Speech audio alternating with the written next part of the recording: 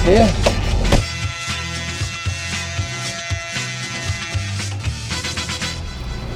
Há quanto tempo você não anda numa Brasília? Rapaz, faz bastante tempo. A última foi uma que eu tive. Eu tive uma Brasília há um tempo atrás, mas deve fazer aí uns 15 anos que eu não ando numa Brasília. 15 é pouco, 15 é 2003. Mais ou menos isso. Isso mesmo? Isso. E qual a tua relação com Brasília, a cidade? Rapaz, Brasília foi uma surpresa muito boa para mim, porque foi uma cidade que recebeu muito bem meu ministério. Para você ter noção, os últimos 5 carnavais eu passei em Brasília, ou seja, os últimos 5 Curtindo anos. os blocos, não? Não, pregando nos congressos, nos eventos. E Brasília foi uma surpresa muito boa para a minha vida, né? Dizem que Brasília é uma cidade muito religiosa, né? Que as pessoas têm uma religiosidade... Hoje, por exemplo, os maiores congressos do período do carnaval no Brasil estão em Brasília. Quando é que você começou? Quando é que você... Acho que a pergunta ela vai muito além de quando começou a pregar. Quando é que você percebeu a sua relação com Deus? Teve um chamado, teve uma trilha, porque sempre tem uma história assim, né? Eu estava vivendo um problema, drogas, rock and roll, aí de repente o Espírito Santo apareceu. Na verdade, esse primeiro start, o que startou foi a minha namorada, que hoje é minha esposa. Eu comecei a namorá-la e ela tinha alguns problemas espirituais, e esses problemas espirituais fez com que eu me aproximasse um pouco mais da minha fé, né? Que já estava no meu interior, precisava apenas ser despertada. Você sempre teve certeza da sua relação com a fé? Ou teve algum tipo de busca, passou por outras religiões antes de chegar na sua igreja, naquilo que se identificou? Eu fui católico, mas aquela história do católico que não pratica, né? Mas teve uma coisa muito interessante. Eu fui ser criado em lares diferentes. Com mais ou menos 14 para 15 anos, eu encontrei na casa de uma tia um livro que continha histórias bíblicas. E era um livro para o público infanto-juvenil. E eu gostei daquele livro e comecei a ler. Ele devia ter aí umas 30, 40 histórias, meio que ilustradas também. Mas histórias que já bíblicas, estão na Bíblia. Estão na Bíblia. Daniel, contada Davi, de uma forma... o público mais, né, mais juvenil. E eu gostei daquilo. Eu nunca tinha pego numa Bíblia, mas eu li aquele livro dos 14 aos 17 anos, pelo menos umas 30, 40 vezes. Ou seja, eu conhecia bastante a Bíblia sem nunca ter tocado numa Bíblia. E isso facilitou muito o meu relacionamento com a igreja quando eu me converti, porque eu já conhecia muito as histórias bíblicas. Então isso é uma coisa que até hoje, de certa forma, me intriga um pouco, o porquê desse contato, sabe? Assim, aparentemente tão inexpressivo inicialmente, mas posteriormente algo que viabilizou tanto, que me aproximou, que me fez ganhar o respeito. Porque você imagina, você chega num ambiente que você nunca teve presente e todo mundo descobre que às vezes você tem mais conhecimento do que as pessoas que estão ali muito tempo frequentando.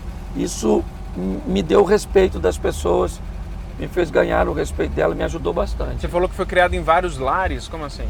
Meu pai teve 8 relacionamentos e ele me deu para famílias diferentes. Então eu não conseguia ficar muito tempo num ambiente só, porque eu não tinha um padrão de comportamento. Então rebeldia, ausência de disciplina, não gostar de tarefas domésticas, você morando na casa de uma outra pessoa, né, que não seja seus pais, inevitavelmente você tem que cumprir algo. Na sua casa você já tem que cumprir tarefas, imagine em outro local. E isso não era muito legal para mim. Então as pessoas não me toleravam por muito tempo. elas acabavam me mandando embora. Volta pro seu pai, vai pro seu irmão, vai ficar com a sua tia, vai passar um tempo lá. Isso só piorava a sua situação de rebeldia? Sim, porque criava aquele questionamento. Eu tinha amigos. Então por que esse cara tem o pai e a mãe vivendo junto e eu não tenho? Por que esse cara tem alguém que vai passar a camisa dele enquanto ele toma banho e eu não tenho?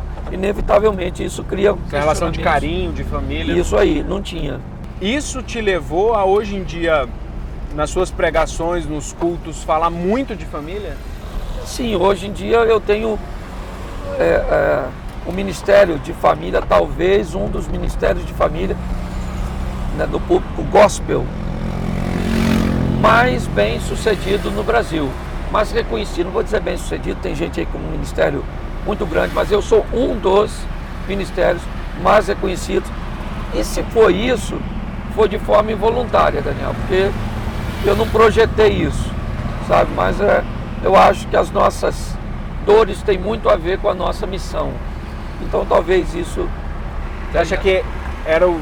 Eu vou usar a palavra destino, tá? Mas assim, o destino, a vida te preparando para aquilo que você já estava destinado. Exatamente, é como se eu estivesse fazendo um estágio. Essas sacadas que você tem da influência das raízes, das caixas e de outras coisas, são insights seus ou às vezes você pega realmente uma história de um fiel que vai lá e te conta, fala assim, acho que minha mulher parece que a cabeça dela é um ninho de fios e a minha são... Aí você, isso aí mesmo. Ou são insights? Não, boa parte delas são insights, mas boa parte delas também são pesquisas, certo? Hoje você não tem conteúdo para alimentar uma rede social se você não tiver uma boa rede de pesquisa, de colaboradores, de pessoas que te mandam realmente as conversas, de pessoas que acabam fornecendo para você material. Mas grande parte das coisas também eu entro para falar sem saber o que... E vem na hora. E vem na hora. É inspiração. É inspiração. Qual o maior problema dos casais hoje em dia? Imaturidade. Certo? Imaturidade. Eles são muito imaturos. Eles têm expectativas de que o outro vai fazer coisas que ele não tem como fazer, ele nunca disse que faria, e se ele não fizesse, não mudaria tanto a realidade que eles estão vivendo. Ou seja, você acha que as pessoas se apaixonam não pela outra pessoa, mas pela ideia que eu fiz da outra pessoa? Sim. Na verdade não tem nem muito a ver com paixão não, sabe? Hoje as pessoas têm realmente uma expectativa muito grande em que a outra pessoa tenha um grande poder de lhe fazer feliz. Mas não é essa uma ideia da vida a dois? Não. Esperar que o outro te faça feliz? Isso na verdade, isso é um folclore, isso é um mito do casamento. Você não encontra ninguém que te faça feliz. Você vai encontrar alguém que pode compartilhar com você uma felicidade que você já tem, trazendo consigo uma felicidade que essa pessoa já tem. Se você for esperar que o outro te faça feliz, certamente você vai ficar muito frustrado. E vai acabar infeliz. Exatamente, isso aí. O senhor é casado há quantos anos? 26. 26 anos? Isso. Mas é um casamento normal, vocês brigam, né? Com certeza. Esse dia me perguntaram se nesses 26 anos eu nunca pensei em divórcio. E eu disse, divórcio não, mas assassinato eu já pensei algumas vezes. Então, somos um casal normal. Tem dia que dá tudo errado, tem dia que um quer esganar o outro, mas nesses 26 anos a gente está vencendo essas barreiras aí. Numa briga de casal nunca rolou, né? Mas você falou lá na igreja tal coisa e tá fazendo tudo ao contrário aqui. De fazer o contrário não. Assim, já rolou de você contar uma coisa que aconteceu que ela achar que eu não deveria ter contado. Coisa do casal. Coisa nossa.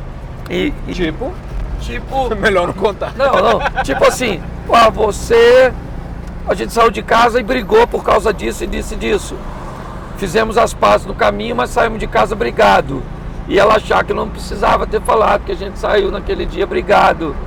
Porque ela era um parâmetro de análise, né? Quando eu estava falando, Todo mundo queria saber. Até para mostrar que é uma pessoa normal, né? Sim, Vida real. Sim, isso. É essa visão utópica, surreal, que eu nunca quis transmitir. Nós somos uma família e um casal comum e que descobrimos que há maturidade em nós para levarmos esse relacionamento até o final. Falar de vida a dois, família, relacionamento na igreja não é algo tão novidade. Eu acho que desde que o mundo é mundo se fala nos templos sobre casamento e vida a dois. Sim. Até nos próprios 10 mandamentos lá da Bíblia se fala de vida a dois. Certo. Mas falar de sexo no casamento, fora do casamento, enfim, o sexo em si, num templo, é um pouco novidade demais. O senhor entrou por esse caminho também. Como é que foi isso? Não tem como falar de casal sem falar de sexo, certo? Eu não sei como é que as pessoas conseguiram durante tanto tempo falar de casar e não mexer em sexualidade. Eu comecei a escutar muitas histórias de mulheres que gostariam de conversar com seus maridos sobre sexo, mas tinham vergonha. É um tabu não só na igreja. Não, é uma coisa, ou as pessoas não conversam nada, ou então quer caminhar por uma libertinagem, uma prostituição do seu casamento, do seu relacionamento sexual, entende? As pessoas, às vezes, por dificuldade, acabam caminhando para o extremo. Uns não querem nada, outros estão querendo demais. E eu falei, por que não tratar desse assunto? Sexo é santo, prazeroso, por que não mexer nesse assunto? E eu comecei a mexer nesse assunto, por ver muitos homens enfiados em relacionamento extraconjugais, por achar que a mulher da rua iria oferecer prazeres a ele que a mulher de casa não conseguiria. Ver homens envolvidos em prostituição, em pornografia, em masturbação, viciado em masturbação, homens que faziam sexo com sua esposa e depois que terminavam tinham que se masturbar, que não conseguiam se satisfazer. Imagine uma mulher ver seu esposo, sabe, passar para ela um atestado de incapacidade. Qual era o motivo disso? O motivo era uma sexualidade mal resolvida. Então eu achei que seria bem pertinente mexer nesse assunto. Mas o senhor acha que, falando em masturbação, me corrija se eu estiver errado, eu vi uma declaração de uma entrevista que o senhor fez que masturbação não é legal em circunstância nenhuma. Não, tipo, como se fosse, é pecado? Olha, é complicado a gente falar nisso, né? Esse dia eu fui falar isso porque fica muito sem graça você se masturbar sem pensar num sexo real, oposto. né? Uma pessoa, exatamente. Sei lá, uma vizinha, uma atriz, uma revista, alguma coisa. Um estímulo qualquer. Exatamente. Aí uma psicóloga me disse que não necessariamente alguém precisa pensar, né, no sexo oposto para se masturbar. Eu achei um pouco estranho, mas deve acontecer. E eu disse para ela, mas a senhora já ajudou alguém a se libertar de um vício de masturbação?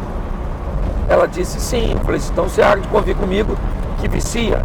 Ela disse sim. Eu falei assim, então eu vou optar por continuar não recomendando, porque vai acometer um jovem, muitas vezes, que não tem uma parceira, né, a se viciar. Mas eu também já soube de casos de homens que tiveram suas esposas atravessando períodos de enfermidade e para superar e vencer isso ao longo do tempo, utilizou desse artifício. Então, eu também não posso pegar e demonizar toda essa estrutura. Eu tenho que ser sóbrio para saber que talvez há momentos que esse tipo de situação seja um escape para algumas pessoas. Inclusive para evitar um problema maior. Exatamente. E no caso de sexo fora do casamento, parece adultério. No caso de sexo antes do casamento?